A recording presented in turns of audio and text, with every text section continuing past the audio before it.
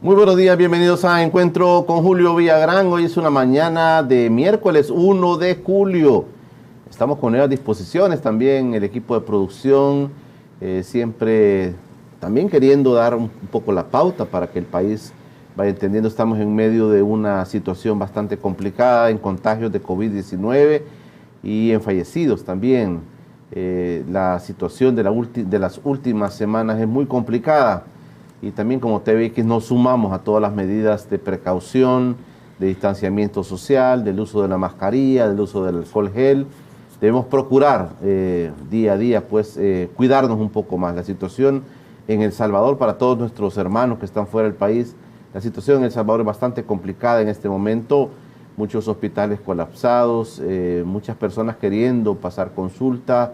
Las clínicas también se nota mucho esa forma como la gente se está llegando para consultar situaciones relacionadas al COVID-19. Mucho nerviosismo también se vive en este momento en el país por esta situación. Pero vamos a ir saliendo poco a poco, el país se va a ir levantando, el país tiene que recuperar y tener fe que vamos a salir adelante. Esta mañana de miércoles 1 de julio vamos a platicar con la diputada del FMLN, Anabel Belloso, una de las diputadas más jóvenes del Congreso, que nos acompaña para platicar sobre las cosas que hacen y las cosas que no hacen en la Asamblea. El presidente de la República insiste que no le dan los instrumentos en la Asamblea, la sala lo frena, y vamos a platicar con Anabel sobre estos temas relacionados al trabajo que hace la Asamblea Legislativa de nuestro país en torno a esta emergencia que vivimos. Anabel, gracias por venir con nosotros. Gracias, Julio. Muy buenos días. Un saludo especial a toda la audiencia de TVX. Es un placer poder estar a este inicio de un nuevo mes en el año, acompañándoles para poder hablar sobre el trabajo legislativo. También recordarle a la población seguir las medidas sanitarias, ¿verdad? Reconocemos todo el esfuerzo que la población ha hecho también, asumiendo su responsabilidad como ciudadanos, ciudadanas, también para contribuir a contener la propagación del contagio del COVID-19, pues y ahora esperamos también de que continúen acatando todas las medidas sanitarias. Gracias, Anabel Belloso, diputada del FMLN, que nos acompaña esta mañana. Ya es 1 de julio, va tan rápido todo esto. Creo que hoy no vamos a sentir lo de las fiestas de agosto. Ya son las fiestas de Santa Ana al final de este mes, tampoco se va a vivir de la misma manera. Ayer veíamos a los ferieros, a las personas que andan comerciando en las ferias de nuestro país, a lo largo y ancho de todo el territorio, que están preocupados por la situación también económica de ellos, no pueden trabajar y ellos no ven un futuro inmediato que lo puedan hacer. Hay mucha preocupación a nivel económico también. Anoche el Banco Central de Reserva habló de una caída para el año 2020 de por lo menos 7.5% la caída de la economía en nuestro país. Esto es preocupante, se nos vienen tiempos difíciles. Anabel, yo quería preguntarle, hay un nuevo esfuerzo en la Asamblea Legislativa ahora. Hemos visto desfilar a organizaciones de la sociedad civil, profesionales, epidemiólogos, infectólogos, economistas, psicólogos. Las mismas universidades del país han desfilado por la Comisión Política de la Asamblea Legislativa en un nuevo esfuerzo durante un momento que se está complicando la situación de los contagios. El presidente ha reclamado y les ha dicho a ustedes y a la Corte Suprema de Justicia que lo han dejado sin armas para seguir enfrentando esta situación. Cuéntenos este nuevo esfuerzo que la Asamblea hace, qué se espera de esto, porque también al final dicen, si el presidente de la República no da el aval, no puede ser esto. Pero cuéntenos el esfuerzo que está haciendo desde la Asamblea Legislativa. Bueno, en primer lugar, quizá comentarle a la población, lo hemos venido reiterando en las últimas semanas, que desde la Asamblea Legislativa y hablando en nombre de mi grupo parlamentario, el FMLN, hemos estado en una dinámica de contribuir desde las facultades que la Constitución también nos da como órgano de Estado para emitir normativa que permita y contribuya a atender de mejor manera el COVID-19. En esa dinámica hemos emitido en estos últimos meses, desde que se decreta el 14 de marzo el 21 de marzo, perdón, el estado de emergencia, y una serie de decretos que en materia de salud, en materia económica, más de 50. En primer lugar, yo quiero desvirtuar esa afirmación que en algunos momentos hace el presidente de la República, donde dice que la Asamblea Legislativa no ha contribuido. Al contrario, hemos estado contribuyendo semana tras semana, convocándonos en los momentos que ha sido necesario para poder legislar. Y en esa dinámica nos hemos encontrado también con una posición de parte del presidente de la República donde muchos de esos decretos han sido vetados. Solamente en estos meses 11 vetos de las diferentes iniciativas. De las últimas, que son también las que, digamos, nos tienen nuevamente en una dinámica de estudio desde la Comisión Política, tienen que ver con esas leyes, tanto el decreto 645, el 648 y el último, el 661, cuyo producto fue una ley integral, justamente que abarcara diferentes ámbitos, diferentes aristas para atender la emergencia, para atender la pandemia en el marco ya de estos meses. Sabemos que hemos transcurrido días, meses, desde, digamos, como país, en cuanto al tema del COVID-19, y la Asamblea Legislativa ha tratado de aportar, y en este caso esas leyes integrales que hay que mencionar también.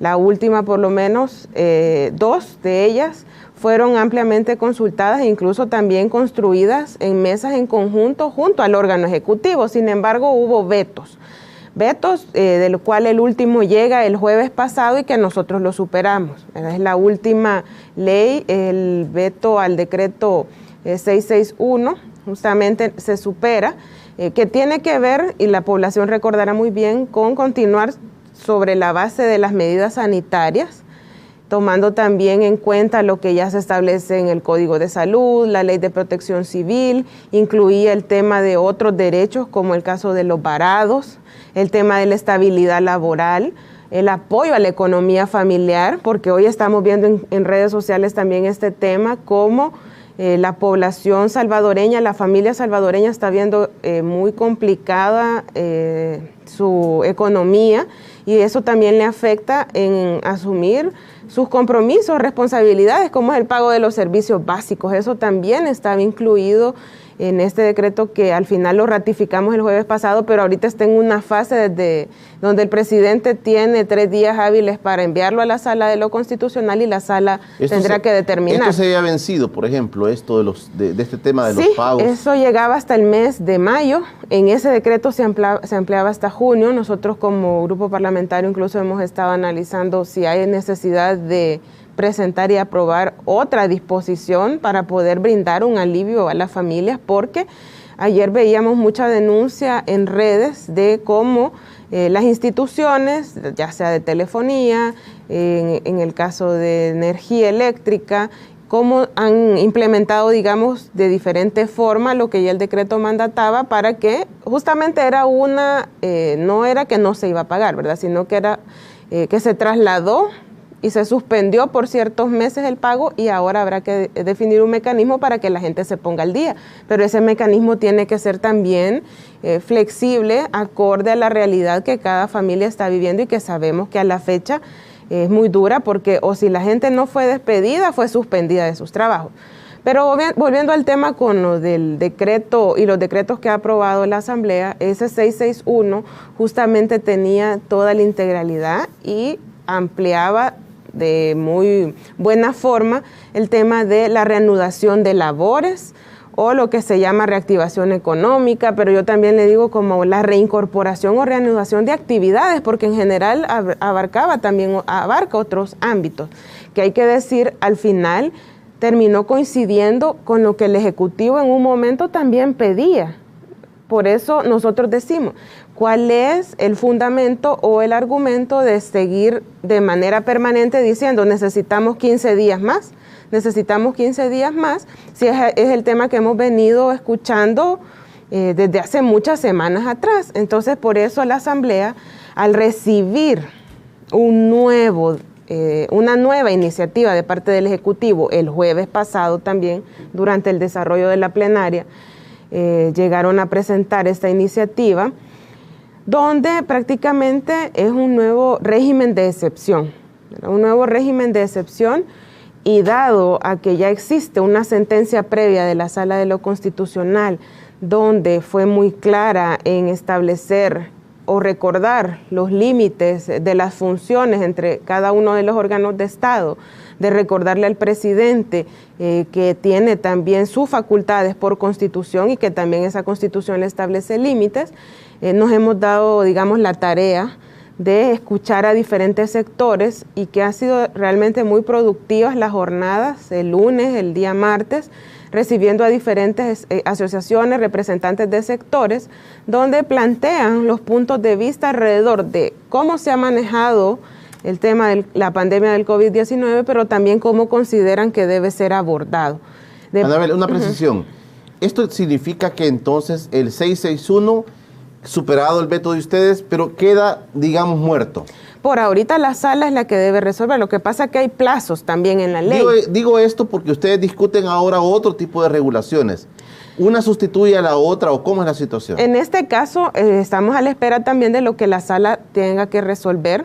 El veto fue superado el día jueves, son 3 días hábiles que el presidente de la República tiene para remitirlo a la Sala de lo Constitucional y que ésta dirima el conflicto, y la sala también tiene plazos para solicitarle a las partes, tanto a la Asamblea como al Ejecutivo, sus argumentos y por qué uno dice que es inconstitucional y por qué nosotros seguimos sosteniendo que no hay nada de inconstitucionalidad y que es una ley integral que permite al Ejecutivo atender de mejor manera la pandemia del COVID-19, salvaguardando la salud y la vida de la población.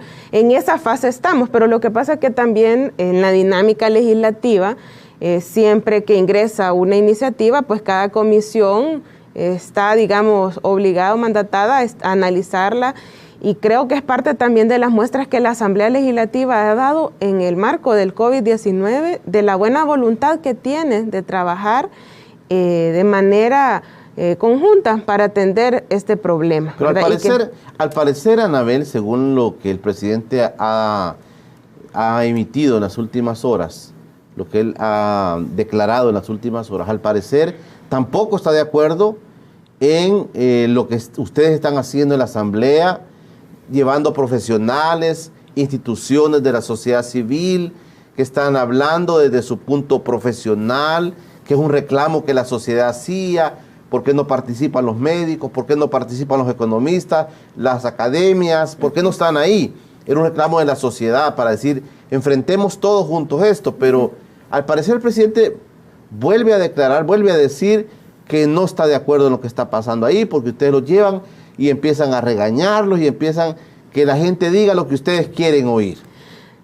Totalmente falso. Yo quiero desmentir esas afirmaciones. Cada una de las instituciones pues representa justamente un sector de la sociedad, la academia, los médicos, los epidemiólogos, los constitucionalistas. Hemos tratado de escuchar a todos los sectores justamente porque entendemos que estamos ante una situación extraordinaria y requiere medidas extraordinarias, pero el presidente no ha dejado nunca de lado ese tono confrontativo que lo caracteriza y que lo ha mantenido desde el inicio de su periodo, de su gestión, y más creemos a veces que lo hace ya de cara o en vista a las elecciones 2021. Parece ya como que es un tema de campaña electoral estar en esa confrontación o tratando de desmeritar o del desgaste, digamos, de cualquier funcionario de otro órgano de Estado, y en este caso la Asamblea Legislativa, pero no se ha limitado a eso. El presidente en estos meses, en el marco del COVID-19, ha entrado en conflicto con todo el mundo prácticamente, ha entrado en conflicto con la Corte, en este caso la Sala de lo Constitucional, con profesionales, con sectores económicos del país. Es una confrontación permanente que ya no sé si es parte de una estrategia, como lo digo, de cara al proceso electoral 2021 o a qué responde, pero es una actitud totalmente condenable porque pues lo que demuestra es que quien está obligado por Constitución a tratar de buscar acuerdos, consensos y mantener una armonía en el país, en este caso el representante del órgano ejecutivo como presidente de la República, lo que hace es totalmente lo contrario. Eso nosotros también lo hemos señalado, es una actitud condenable. Él tuvo que haber tomado iniciativa desde el principio de rodearse de expertos, de formar mesas multidisciplinarias con diferentes sectores que aportaran para que se planificara y se elaboraran estrategias de atención al COVID-19. Pero lo que hemos visto en noticias, en notas periodísticas, incluso es que asesores de imagen, que personas encargadas de la publicidad, y en este caso 2 personajes que salieron señalados venezolanos, son los que estaban emitiendo órdenes en el sentido de que cuántas pruebas iban a realizar o si separaban las pruebas. ¿Qué conocimiento o expertise pueden tener si no son profesionales médicos o en el área, por ejemplo, del laboratorio clínico, para poder determinar esto? Entonces, lo que hemos visto es justamente producto de la improvisación y de la falta de planificación, y que la Asamblea quiera desde sus facultades poder hacer una amplia consulta es totalmente válido, ¿verdad? Claro. Y no significa que se esté, digamos, oponiendo o que esté obstaculizando el trabajo que en este caso debería estar realizando el Ejecutivo. Pero ante la ausencia de estos mecanismos desde el órgano ejecutivo, la Asamblea lo asume, y además en la Asamblea esta práctica es muy común y la vemos en todas las comisiones, cuando son temas obviamente complejos que requieren un análisis con mayor profundidad, se llama y se escucha a sectores. Es parte también de la participación, de la transparencia, y que sabemos que también el presidente de la República desde un inicio ha estado peleado con estos principios, claro, ¿verdad? Y que no ha fomentado en ningún momento mecanismos de participación ciudadana, de contraloría ciudadana, sino que al contrario lo que hizo fue desmontar todo un andamiaje, estructuras que se fueron construyendo a lo largo de estos últimos años para que la población participara de manera más activa en cuanto a la definición de política pública. Y hoy, pues es lo que la Asamblea Legislativa, como lo repito, dentro de sus facultades está haciendo con esta consulta. Yo creo que es importante, es interesante, voy a hacer una pausa, Anabel, pero es importante que la población sepa que estos sectores que han estado desfilando por la Comisión Política de la Asamblea Legislativa no son sectores a los cuales hay que descalificar de manera a priori, digamos, ¿verdad? El Colegio Médico tiene una sección de infectólogos, epidemiólogos, también han participado economistas, inclusive han participado, según se vio en la Comisión Política, gente cuentapropista, gente que trabaja por cuenta propia, que también tienen una posición, tienen algo que decir. Descalificarlos realmente sería muy lamentable que se descalificara a estos sectores. En el próximo bloque, Anabel, yo quiero que nos cuente qué es la riqueza que ustedes han encontrado de estos sectores, qué posición han encontrado, porque no creo que hayan ido a defender algo o a decir cosas que beneficien, digamos, a un solo sector. Creo que han escuchado y han tenido la oportunidad ustedes de ver qué es lo que está pensando la sociedad en su colectivo, esa sociedad que se ha demandado y que aquí en este espacio hemos demandado, esos académicos, esos técnicos, esos profesionales que pueden dar un aporte al país. Estamos en una situación de emergencia donde todos tenemos que colaborar, todos tenemos que estar juntos. Yo quiero que me cuente cuando regresemos lo que han encontrado ustedes del posicionamiento de estos sectores de la sociedad civil que han participado. Ya regresamos.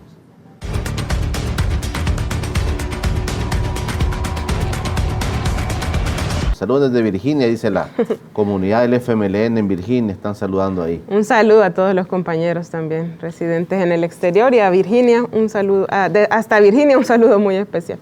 Anabel, ¿qué han escuchado ustedes en esta comisión política? ¿Han escuchado gente que ha llegado nada más a contrariar al presidente de la República o a desmontar lo que el presidente dice? ¿Han tenido algunas cosas novedosas que han escuchado? ¿Qué es lo que ustedes han venido teniendo de estos sectores que han participado, Anabel? Bueno, yo creo que en primer lugar la muestra clara de tener toda la disposición de poder contribuir también desde sus áreas para que lo que ya sea la Asamblea Legislativa, si se decide aprobar algo o no, el Ejecutivo también tomen en consideración esas opiniones de expertos. Creo que la buena voluntad ha sido expresada, incluso en algunos de los sectores se ha dicho o lo transmitieron en la Comisión Política, que en su momento también pusieron a disposición sus conocimientos, su experiencia al órgano ejecutivo, pero que lamentablemente no fue tomada en cuenta. Yo quiero decir que no es la consulta que se ha estado realizando estos 2 días, no ha sido, digamos, para, como ya se ha dicho, estar siempre en contra de lo que se ha hecho de parte del Ejecutivo, pero sí señalar aquellas fallas y que vienen justamente de la improvisación y de no querer escuchar a dichos sectores. Lo que ha quedado claro es que la población y además estos sectores han expresado que deben implementarse las medidas sanitarias bajo lo que la ley mandata, que es importante también reconocer que la situación no es generalizada o no es igual en los 262 municipios del país. Claro.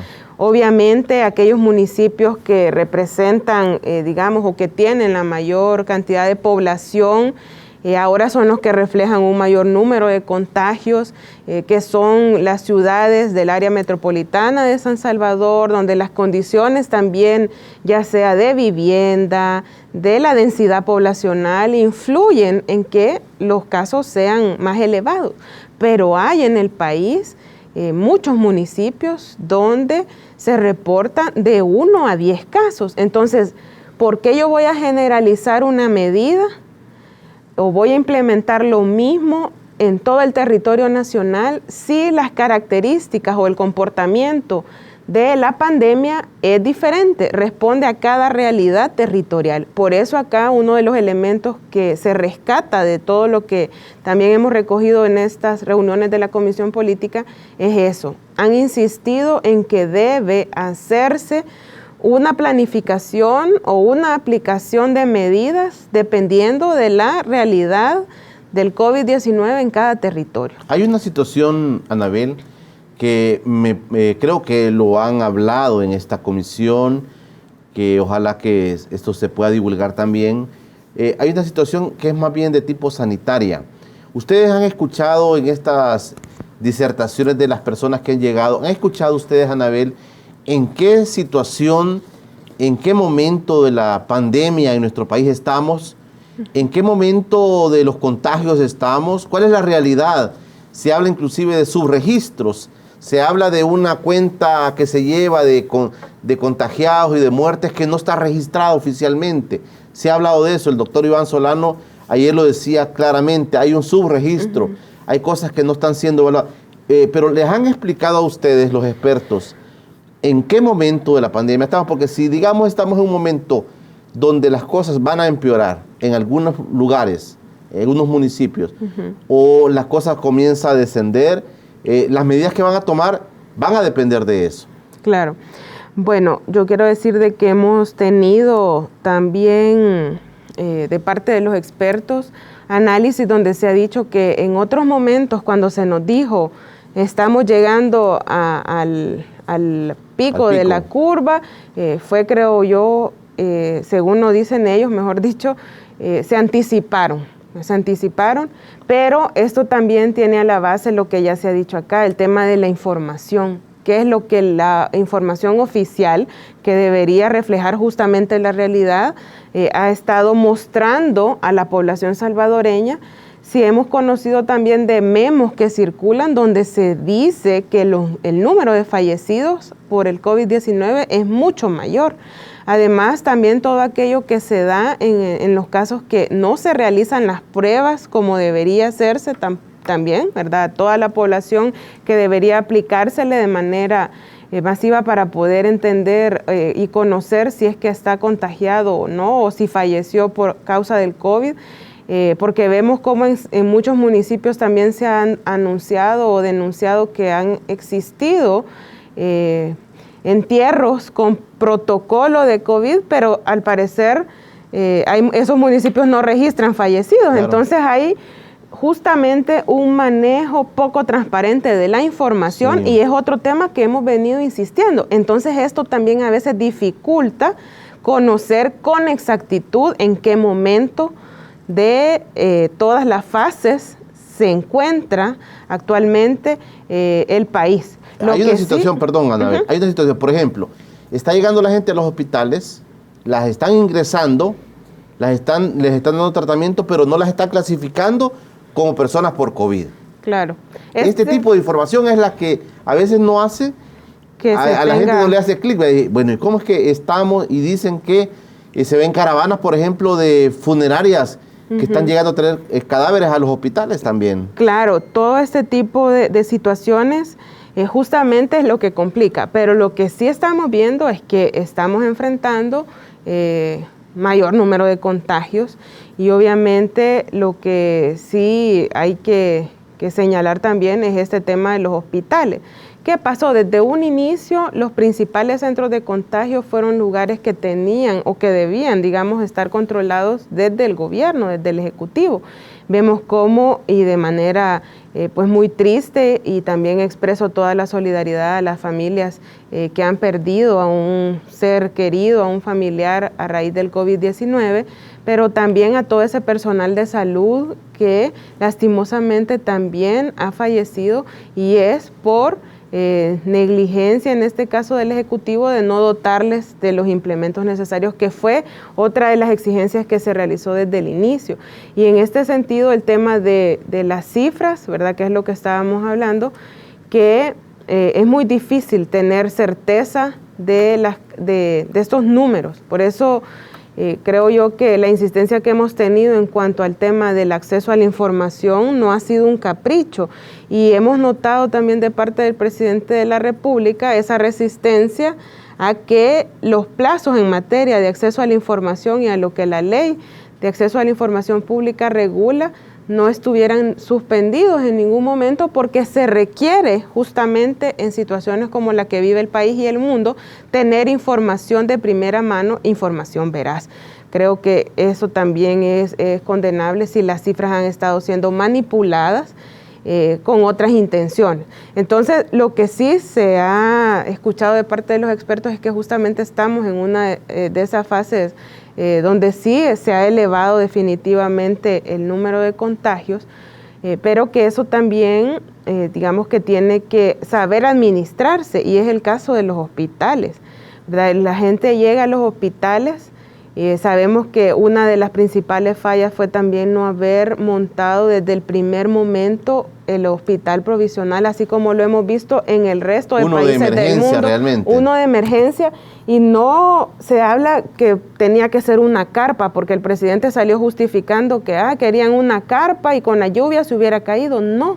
Si él había decidido que en el CIFCO iba a construir el hospital temporal, y que después dice que ya no es temporal, ¿por qué no utilizar justamente lo que han hecho en estos últimos días, que fue habilitar en los pabellones o en la construcción que ya existía en el inmueble el tema de camas, ¿verdad? Y para poder recibir. No, lo que aquí sucedió desde un inicio fue que se habilitó prácticamente toda la red pública, se convirtió en hospitales para atender los casos, y eso también vulneró derechos de pacientes que tal vez no están sufriendo de la enfermedad, pero que también se les han suspendido consultas, procesos. Hemos visto gente también con muchas dificultades al respecto, pero sobre todo puso en riesgo pues la vida de los salvadoreños. Entonces es ese tema de la falta de una planificación acertada, de fundamentos incluso, y hay que también lamentar que no se hicieron presentes ni al ministro de Salud en estas últimas jornadas, ni la directora del Seguro Social, que habían sido considerados, porque justamente lo que esperábamos era que ellos explicaran con base científica sobre la realidad justamente de esos números, por qué hoy nuevamente dicen que se necesitan. Y yo no quiero decir, porque a veces se toma como que uno no reconoce que hay una situación compleja. Claro que sí, reconocemos también la importancia de las medidas sanitarias, pero ¿por qué generalizar, que es lo que yo estaba diciendo también, en todo el territorio nacional, y además vulnerar otro tipo de derechos para salvaguardar uno? Ningún derecho está por encima de otro. A veces hay que ponderar, pero acá la población ha estado también exigiendo una respuesta de parte de las autoridades y principalmente desde el Ejecutivo ante otras crisis que surgieron a la par de la crisis sanitaria y que es el tema justamente de la economía familiar. Entonces, no llegaron las autoridades, hasta el momento no se tiene, a excepción del ministro de no llegó el ministro de Salud ni la directora del Seguro Social, que eran los que estaban convocados, solamente se han escuchado a las organizaciones de la sociedad civil. Otro de los puntos acá que hay que resaltar es eso, que nos han hecho mucho énfasis en decir de que sí se debe salvaguardar la vida, la salud, pero también todos los derechos de la población. El inicio del manejo de esta pandemia fue marcado por la violación de derechos humanos por parte del Ejecutivo y todavía se continúa viviendo porque el tema de los varados es un tema también bastante crítico. Hay población que todavía por redes sociales se expresa que no ha podido retornar. El famoso plan que se exige también de parte de Cancillería nunca ha sido dado a conocer, más que lo que se dijo que iba a tomar 14 semanas para poder traer nuevamente a todos nuestros compatriotas al país, pero no se sabe, no se conoce, es bajo el porcentaje, pero lo que quiero decir es que no se justifica por ningún motivo que se violenten derechos. Y en eso la sala también ha sido muy clara y ha dicho que toda normativa o todo decreto ejecutivo debe estar enmarcado en lo que la Constitución nos mandata y sobre todo en el respeto de los derechos constitucionales de la gente, que es lo que debemos cuidar. Claro. ¿Verdad? Voy a hacer una pausa, Anabel. Le voy a plantear también, ¿han escuchado ustedes dentro de esta serie de consultas que han hecho? ¿Han escuchado sobre el tema de la reapertura económica? Mucha parte de la población está todavía resguardada. No hay transporte colectivo, por ejemplo, y algunas empresas, algunos negocios, comercios no están abiertos. La gente está todavía en sus casas. Se nos viene un problema de desempleo. El Banco Central ayer habló de una disminución de 7.5% de la economía del país. También el tema de las remesas, se nos viene una caída de remesas. Estos temas económicos, ¿han escuchado algo ustedes de esto en estas consultas que han hecho? Eso le pregunto a la diputada Anabel Belloso del FMLN, que está conmigo esta mañana de miércoles. Ya regresamos.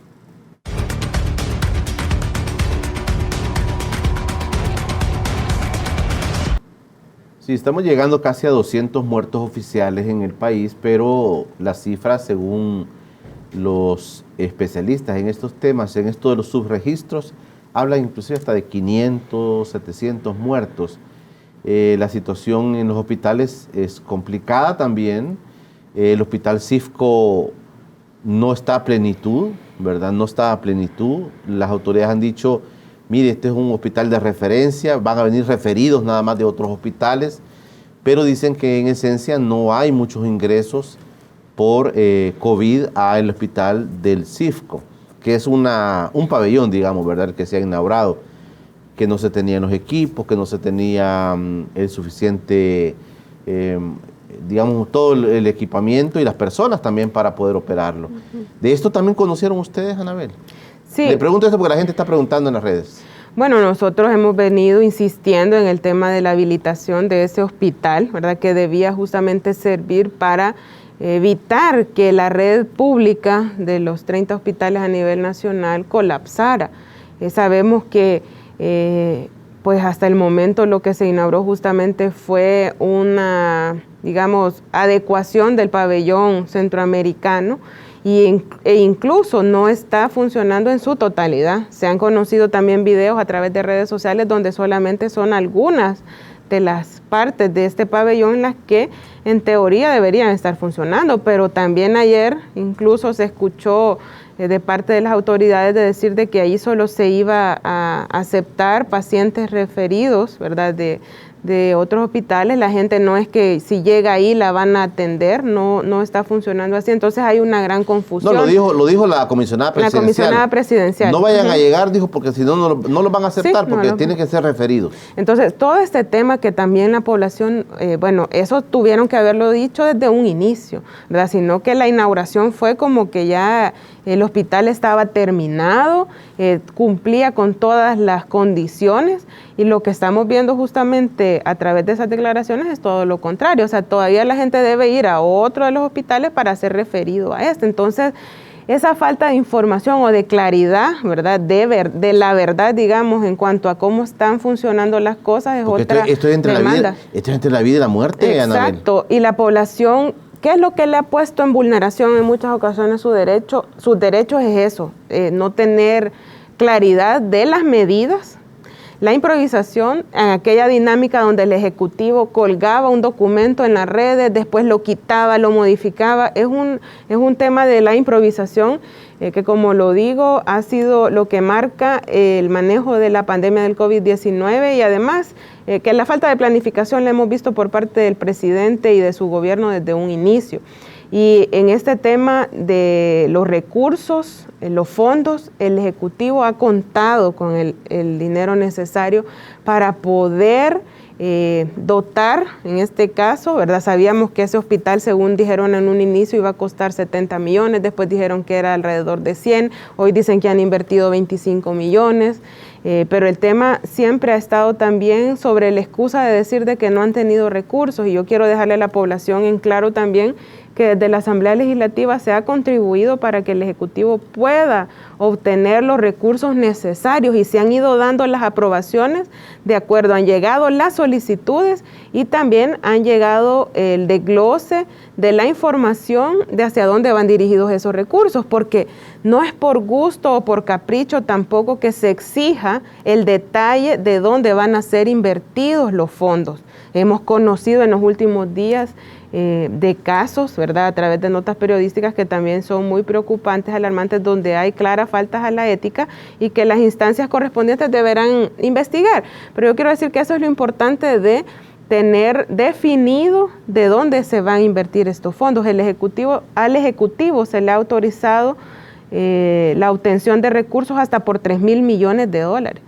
La mayor deuda en la historia del país, lo que también va a representar para pues estas generaciones y las futuras un endeudamiento del 90% del Producto Interno Bruto, y preocupa incluso también en este tema cuando uno escucha de parte de las autoridades hacendarias de decir de que va a haber que ver cómo se va a pagar. O sea, no hay tampoco ni claridad, ni planificación, ni una programación clara y exacta que diga, miren, para poder ir saldando esto vamos a hacer esta medida o qué.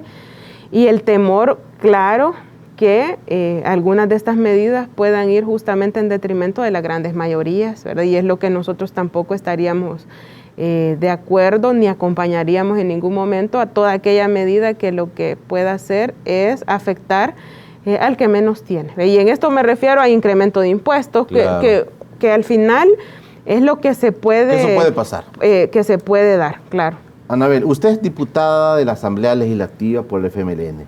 Le voy a leer este tuit como que usted le está escuchando directamente del presidente de la República. Dice, dejen de discutir, no necesitan escuchar más expertos, a quienes corrigen cuando les dicen algo que no les gusta a ustedes. Necesitamos 15 días, dice el presidente. Hasta los que están en contra ahora lo estarán pidiendo después, pero ya será demasiado tarde. Aprueben el régimen de excepción.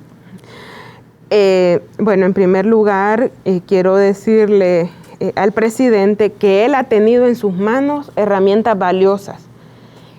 Herramientas valiosas como son las leyes y de los decretos que yo ya mencioné, el 640, bueno, el 645, 648, que fue todavía una mejora del anterior, y el 661, que también incluyó ya dentro de su contenido, o mejor dicho, excluyó dentro de su contenido todo lo que la sala dijo que no debía estar dentro de un decreto. Él ha tenido las herramientas y sin justificación, sin fundamento, y ahí sí como con una actitud caprichosa de que si no es lo que yo digo, no es, los ha vetado y le ha negado a la población contar con un marco jurídico que proteja, ¿verdad? Y dejar en incertidumbre justamente qué medidas o cómo es que se va a implementar el tema, por ejemplo, de la reanudación de actividades.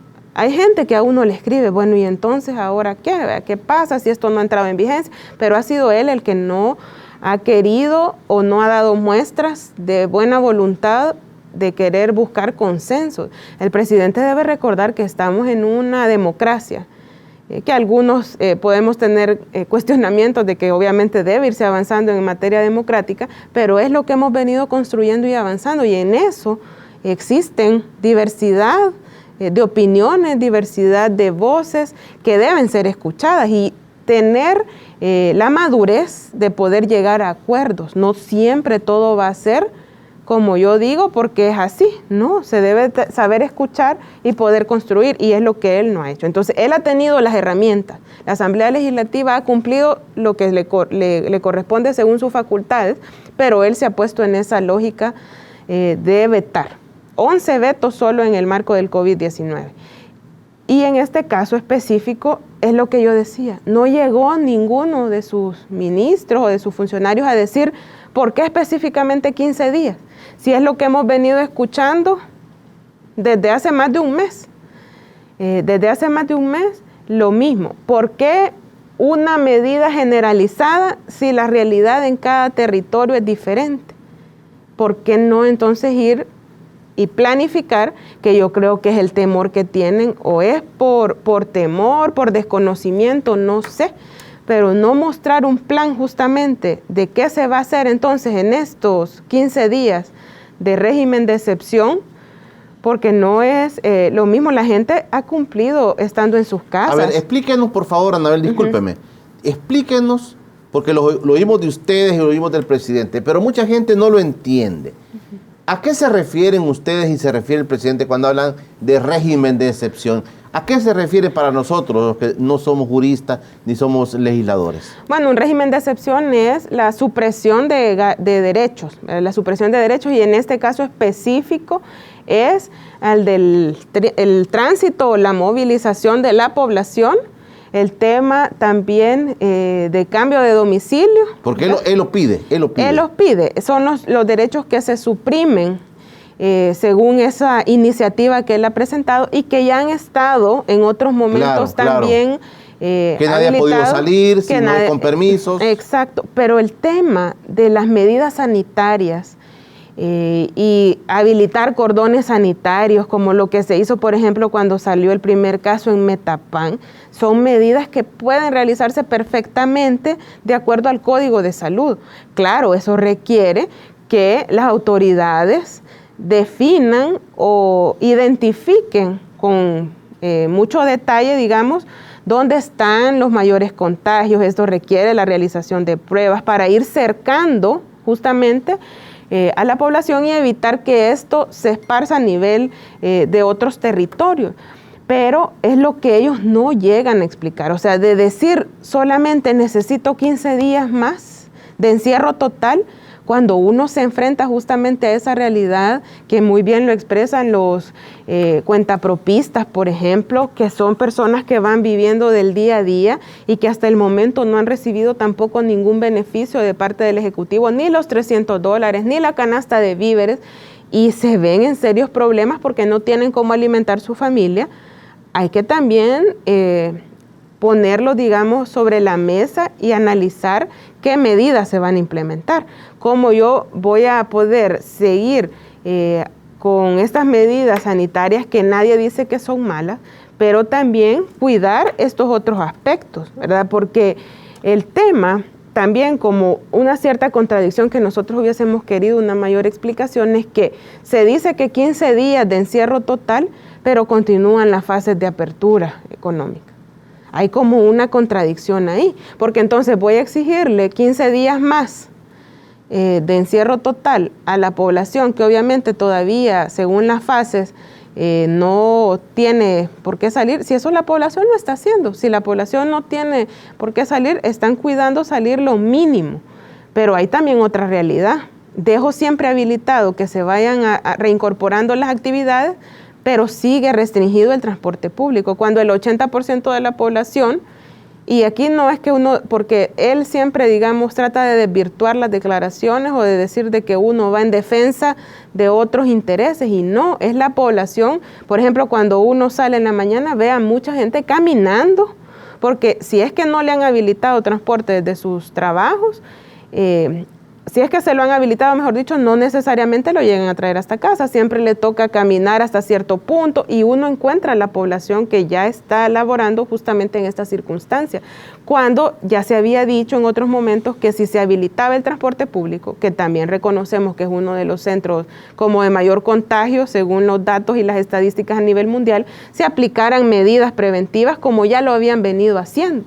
Pero hay una negativa, y lo que es más complejo es que no hay una argumentación o una fundamentación. Si uno en esa iniciativa encuentra prácticamente prosas, digamos, o no hay ningún argumento científico o bien fundamentado, tal y como la sala exigió, para los casos en que se requiera un régimen de excepción o la suspensión de derechos. No se encuentra, y ellos tampoco han llegado a argumentar. Entonces es complicado, digamos, que él haga ese tipo de afirmaciones que no tienen tampoco validez, porque no nos dice exactamente, ¿verdad?, cuáles son los análisis, las valoraciones que ellos han hecho. Sabemos que hay mayores contagios, y yo quiero dejar eso también claro. No es que desconozcamos el momento de la realidad, pero no tenemos tampoco a la mano, no hemos tenido a la vista un análisis o un estudio de parte de las autoridades, en este caso de salud,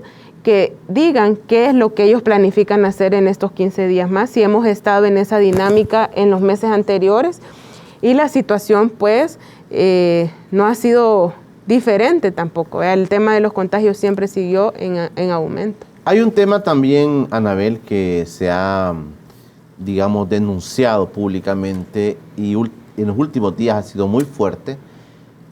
Dicen algunas informaciones, inclusive periodísticas, llegan a decir que se detectan casos de corrupción ya en el manejo de los fondos. Por ejemplo, se descubre que un funcionario de gobierno es el proveedor de las mascarillas para el mismo gobierno. Y el presidente viene, lo separa, aunque no lo despidió, según la última información. El presidente no despidió al funcionario, lo separa, y mientras dice investiga. Pero se dice una buena cantidad de dinero. De ahí aparecen otros, aparece inclusive el diputado Gustavo Escalante, exdiputado de Arenas, que también dicen con su empresa le vende insumos al mismo gobierno. Aparece otro viceministro de Ingresos de Hacienda, que también se ve vinculado con una empresa al tema de venta de insumos al gobierno. Y están aparecen temas de nepotismo como el de la comisionada presidencial. Estas cosas también se ventilan dentro de la Asamblea. Pero en esa disputa entre quién es y quién no es, que el presidente al menos ha minimizado esos temas de falta de transparencia.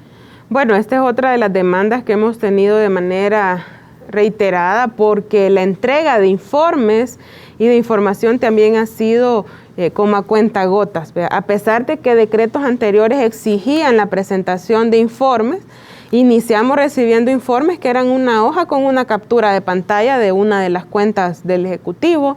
Luego se ha tenido acceso a otro tipo de informes, pero hasta la fecha, por ejemplo, en materia de salud, hay un único informe que justamente también ha dejado entrever este tipo de señalamientos que muy bien se han hecho a través de notas periodísticas, y que las instancias correspondientes, tanto el Tribunal de Ética o pues si en su momento es necesario la Fiscalía, tendrán que investigar, porque obviamente van en contra de lo que la Ley de Ética Gubernamental establece. Y yo quiero decir esto acá también, que mucha de la insistencia en un principio con el decreto de estado de emergencia tenía que ver con el tema de compras. No había ninguna otra justificación, porque toda medida sanitaria podía desarrollarse muy bien sobre el marco de lo que el Código de Salud establece, la Ley de Protección Civil, y además la misma Constitución nos mandata a todos los ciudadanos y ciudadanas a cumplir, ¿verdad? Y estas leyes también a cumplir si esas medidas son interpuestas.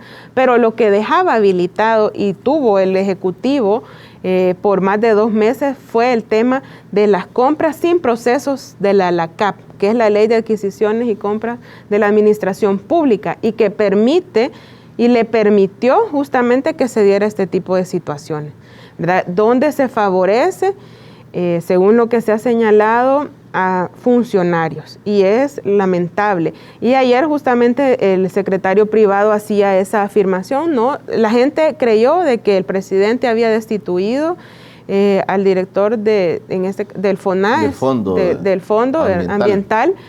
Pero no, ayer el secretario privado dijo que solo lo había separado momentáneamente mientras se investigaba y se finalizaba esa investigación y se sabía si era responsable o no.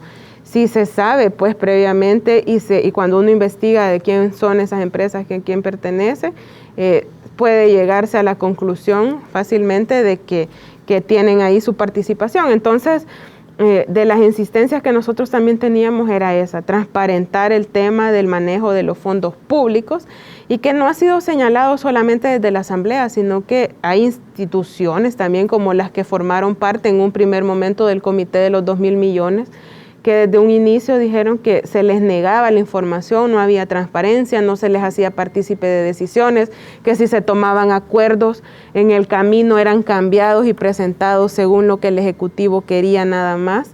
Es una dinámica que se ha venido experimentando, y yo no quisiera saber qué más cosas podrán estar ahí ocultas, porque ya incluso la misma Corte de Cuentas ha señalado cómo no ha logrado identificar, por ejemplo, los destinatarios o los beneficiarios de 100,000 registros que hay de los 300 dólares que se dio, son 30 millones de dólares. Se ha dicho también de que Agricultura no ha dejado que se inicie con la auditoría, porque se han estado haciendo de manera concurrente sobre la entrega del paquete, cuando hemos visto infinidad de denuncias en redes sociales de cómo este tema se ha manejado con fines político-electorales a través del partido del presidente, a través de Nuevas Ideas en los municipios. Las entregas han sido así para beneficiar a unos y dejar a quienes realmente necesitan a veces sin este beneficio, y eso lo vive, incluso hemos visto cómo en zonas donde las personas posiblemente tienen un ingreso, han llegado a repartir, cómo no se ha priorizado, ¿verdad? Y se desconoce qué criterios son los que se toman en cuenta para hacer este tipo de distribuciones, no han querido darlo a conocer.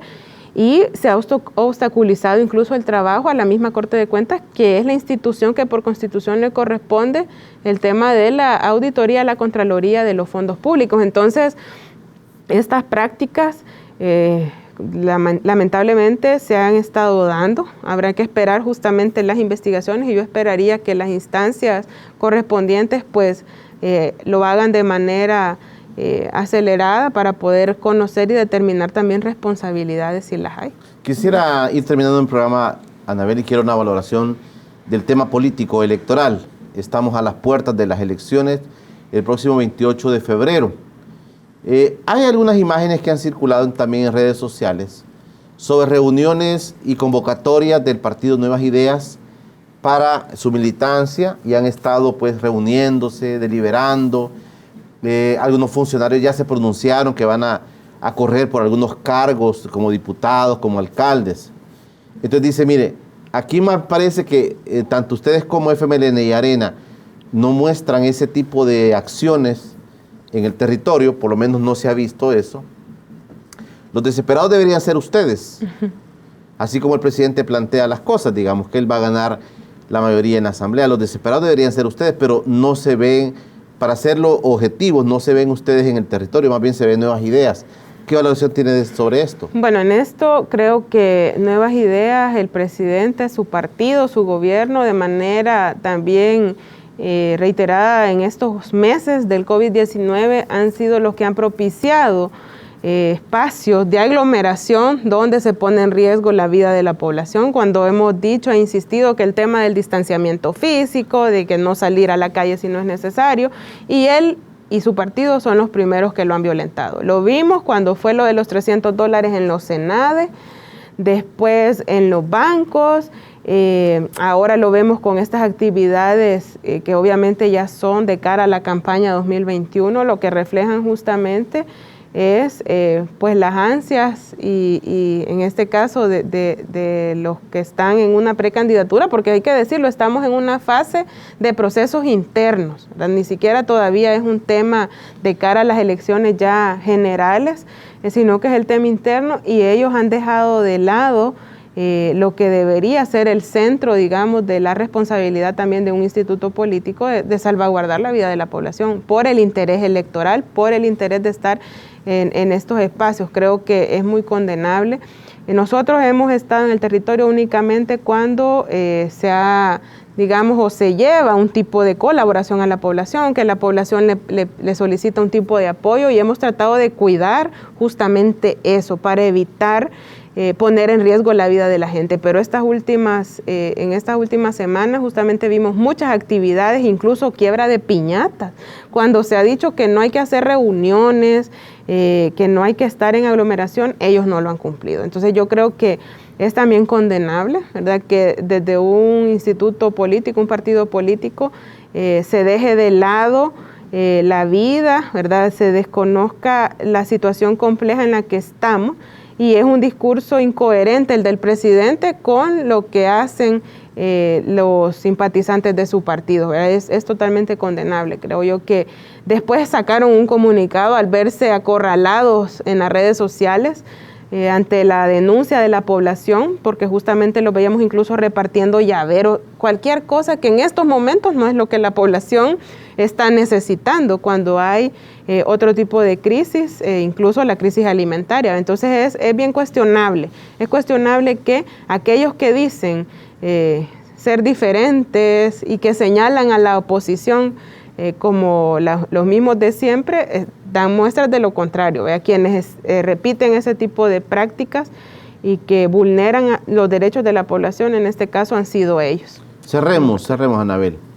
¿El FMLN está dispuesto a pagar esa factura, aunque sea cara, en aras de que la situación, digamos, de ustedes que dicen se oponen, los diputados se oponen, ¿usted está dispuesto a pagar esa factura si es por el bienestar de la gente, según desde su punto de vista? No, claro, nosotros desde la Asamblea Legislativa hemos acompañado todo aquello que creemos que es en beneficio de la población, que consideramos que va justamente a beneficiar a los salvadoreños, a las salvadoreñas, y por eso en esta dinámica, incluso hablando solo de lo del COVID-19, de todos estos decretos aprobados, nosotros solamente no hemos acompañado justamente a aquellos que creemos que van en contra de los derechos de la población, aquellos que creemos que no son necesarios, como es el caso de los regímenes de excepción, que en su momento nosotros dijimos no debe suprimirse estos derechos, deben buscarse otros mecanismos, hay suficiente legislación que avala las medidas sanitarias, y después la sala, y no quiero oírme prepotente ni nada, pero justamente la sala prácticamente da la razón en el sentido de cómo fueron mal, digamos, implementados o aplicados esos decretos, ¿verdad? Nosotros justamente era lo que señalamos y por eso no votamos, tampoco por los 1.000 millones más de deuda, porque se repetían los mismos destinos que ya estaban ubicados en los 2.000 millones. Entonces, hemos sido claros en lo que hemos señalado y no acompañado, pero somos responsables también de votar en aquellas medidas que sí identificamos que contribuyen. Votamos los 2.000 millones, hemos votado y votamos en sus momentos las leyes de emergencia, pero cuando ya creímos que había que cambiar el contenido, lo hemos señalado y por eso hemos participado también de manera activa y hemos propuesto un sinfín de iniciativas que algunas han sido aprobadas, otras han quedado solo en iniciativas porque no hubo votos para poder aprobar, pero hemos estado en esa dinámica. Desde el inicio nos propusimos como partido y también desde la Asamblea Legislativa ser una oposición firme, responsable y propositiva. Son las, digamos, características que hemos mantenido y las seguiremos haciendo. No es oponerse por oponerse sin fundamento, sino que cuando lo hemos hecho hay una claridad de por qué lo hacemos y se lo explicamos a la población, ¿verdad? Que siempre lo que buscamos es favorecer a las grandes mayorías, que todo lo que se haga vaya siempre encaminado a garantizar los derechos de la población. Anabel, gracias por venir con nosotros. Gracias, Julio, también gracias por la invitación y un saludo especial a toda la población. Recuerde, siga las medidas sanitarias, salga de casa solo si es estrictamente necesario y cuide de usted y cuide de su familia. Gracias, Anabel Belloso, diputada del FMLN, de las diputadas más jóvenes. Vamos por la reelección. Sí, me he inscrito en el proceso interno, sí, a ver qué tal. La militancia es la que ahí decide. Suerte, Anabel. Muchas gracias. De las diputadas más jóvenes y más activas del FMLN. Mañana es jueves, mañana nos va a acompañar en el estudio Juan Pablo Álvarez, alcalde de Soyapango. Nos va a contar un poco sobre el tema del casa por casa. Es un municipio, después de San Salvador capital, Soyapango, es de los municipios que presentan más personas con contagios de COVID-19 en todo el territorio nacional, Soyapango. La densidad poblacional de ese municipio es tan grande que hay una buena cantidad, pero el alcalde ha implementado un sistema casa por casa verificando la situación de la salud de la población, que nos parece muy interesante. Mañana estará con nosotros Juan Pablo Álvarez, no se lo pierda, mañana jueves. Por hoy, pasen todos un feliz día.